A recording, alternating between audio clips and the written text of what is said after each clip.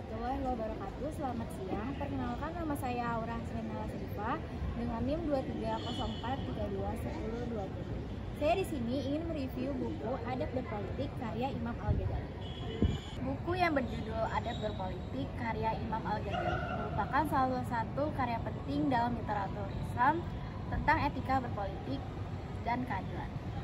Imam Al-Ghazali, seorang ulama besar pada masa kejayaan peradaban Islam, mengulas dengan mendalam tentang bagaimana seseorang muslim seharusnya berperilaku dan berinteraksi dalam ranah politik.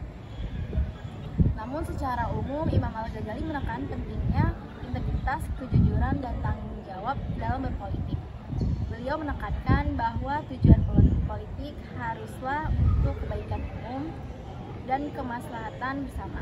Selain itu, Al-Ghazali juga mengingatkan tentang bahaya sikap korup dan kekuasaan yang tidak dijalankan dengan adil. Karena buku ini mengandung makna keadilan dan kekuasaan, jadi buku ini tidak hanya menjadi panduan untuk politik dalam arti sempit, tetapi juga mengajarkan bagaimana berperilaku yang baik dalam segala aspek kehidupan dengan prinsip-prinsip moral yang kuat sebagai landasan. Namun demikian, penting untuk dicatat bahwa isi buku ini harus dipahami dalam konteks kebudayaan dan sejarahnya.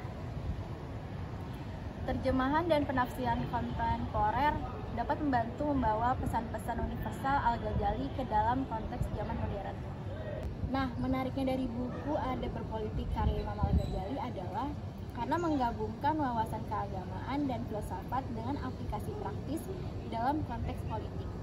Beberapa hal yang membuat buku ini menarik antara lain adalah yang pertama, pendekatan etika yang mendalam, lalu ada relevansi universal karena menggunakan bahasa yang universal agar mempermudah pembaca, dan kritik terhadap kekuasaan dan korupsi, lalu ada penekanan pada kemaslahatan umum, gaya penulisan yang jelas dan teratur karena disusun rapi oleh Imam Al-Ghazali, lalu ada secara keseluruhan ada berpolitik bukan hanya buku tentang politik tetapi juga merupakan karya mendalam tentang moralitas, kepemimpinan, dan tanggung jawab sosial dalam konteks Islam. Nah, tadi sebelumnya saya menjelaskan menariknya dari buku ini, dan sekarang saya akan menjelaskan tentang kurang menariknya dari buku ini. Yang pertama, karyanya masih klasik, dan yang kedua, Imam Al-Ghazali kurang memadai dan menerapkan wanita sebagai pemimpin karena mereka tetap memfokuskan pria untuk menjadi pemimpin.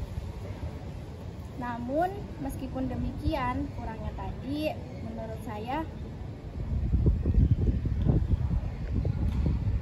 Meskipun demikian, buku ini masih berharga dan bermanfaat bagi para pembaca karena masih menerapkan etika dan moralisasi. Sebelum saya tutup, mohon maaf bila ada kesalahan kata dalam review buku ini. Semoga bermanfaat untuk teman-teman semua. Wassalamualaikum warahmatullahi wabarakatuh.